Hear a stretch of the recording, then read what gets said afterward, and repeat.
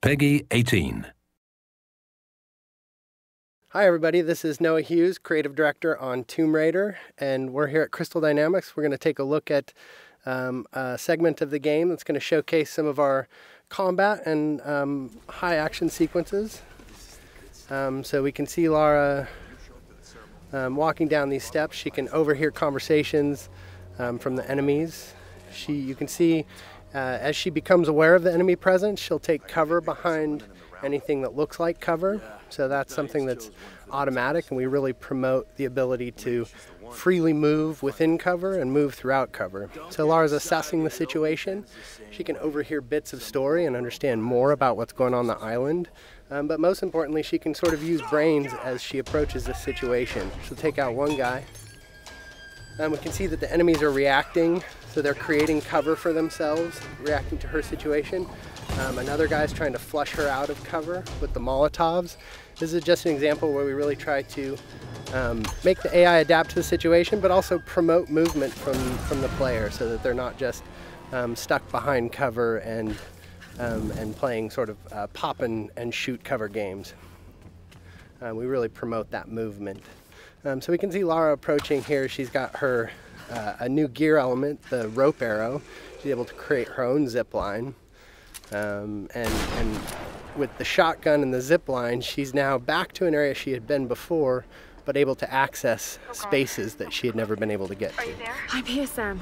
Are you okay? What do they want with me, Lara? A fire ritual?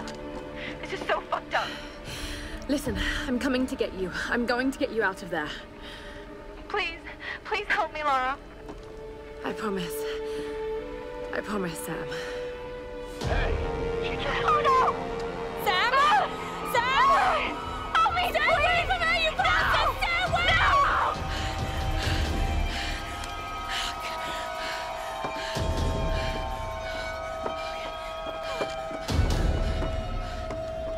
So we can see that Lara's friends, in particular Sam, is in trouble, and she has a very clear goal now, which is to make her way to the scavenger fortress where Sam is being held. So she knows that's down at the bottom of the mountain, and she's going to find a way down. I don't know. Another part of the plane? Keep working. I'll go check it out.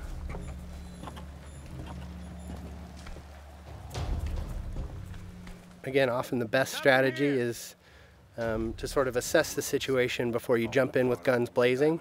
Of course, you're always welcome to just open fire, but the game really promotes sort of that tactical approach in some situations. So Lara's able to wait till she has a clear vantage of the situation without being spotted by the enemies. She sees an opportunity in the fire, and she's able to open combat by really decimating the enemies with the environmental opportunities and then finishing off any stragglers. Now, last time we showed this space, we took the left route, and this is just an example of a forked path where you can see them coming up the path that we would have come down naturally. But because Lara's observant and she's taking advantage of her traversal in the environment, she can get the drop on these guys in a way that you may not if you weren't necessarily utilizing traversal to progress and keeping your eyes open for those opportunities. So again, Lara using the barrels as part of the environment to sort of create chaos within the enemy AI and take advantage of that chaos. So again, Lara just not necessarily being all about the biggest firepower, but really trying to use a tactical approach to combat.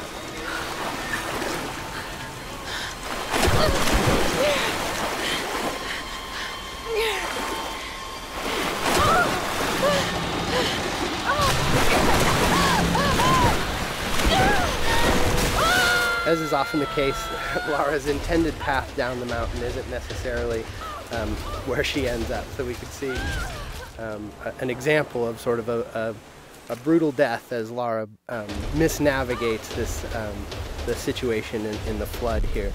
And we try to create these spikes of intense moments where maybe plan A doesn't pan out and Lara's forced to deal with plan B. And you can see her shooting out barriers with the shotgun. This is another example of us trying to use gear acquisitions as something that provides new skills in the environment beyond just combat.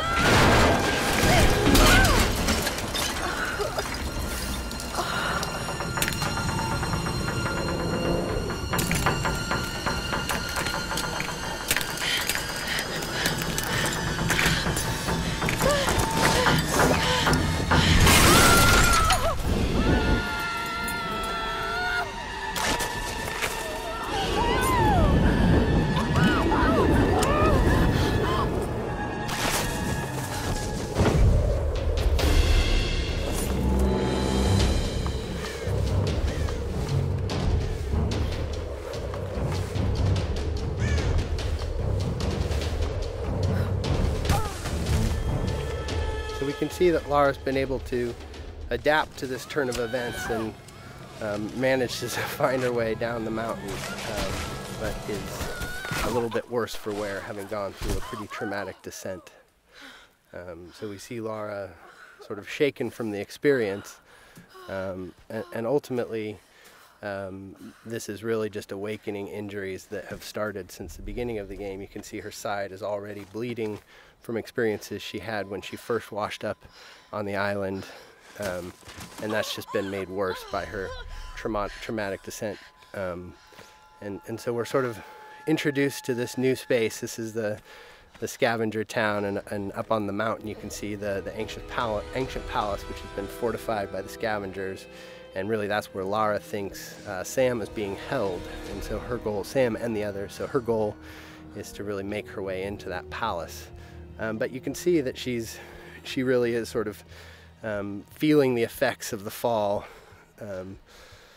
and as she stumbles her way into this new space, we realize that Lara is indeed worse for wear and has limited traversal capabilities. So you can't necessarily climb from roof to roof like you might if you were in the best of health. So Lara is really forced to sort of in a position of vulnerability to sneak her way towards the medical chopper that she saw, and hopefully find some supplies that are going to help her deal with her current situation.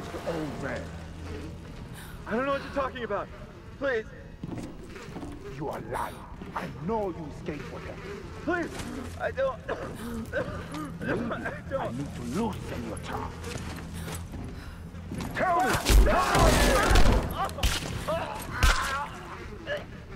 So we can take a moment to overhear some of the story. That's always optional, but we try to infuse a lot of the environments with some of the backstory, and that's actually foreshadowing something that will come up a little bit later in the story.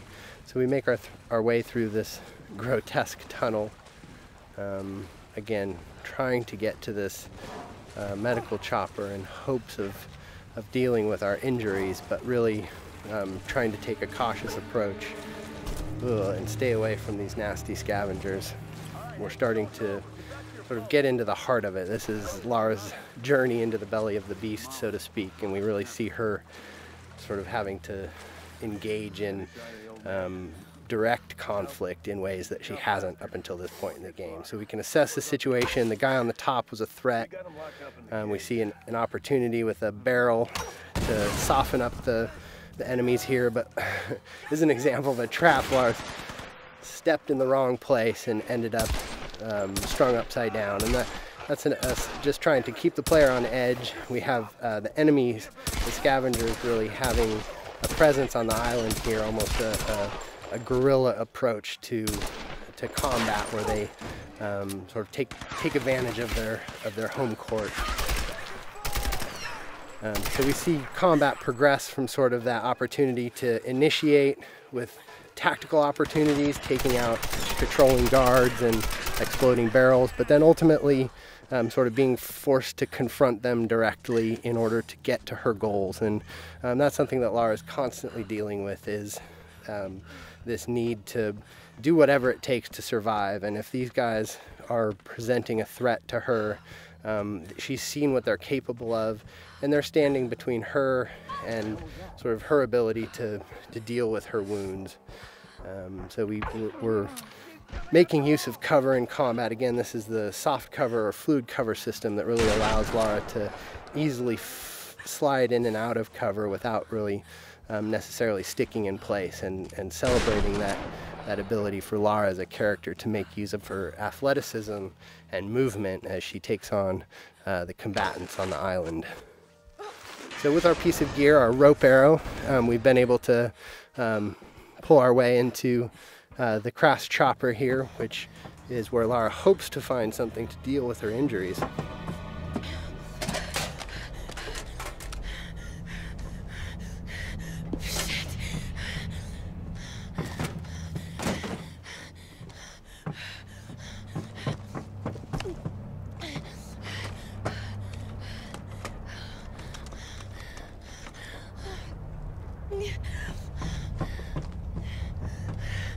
Sorry.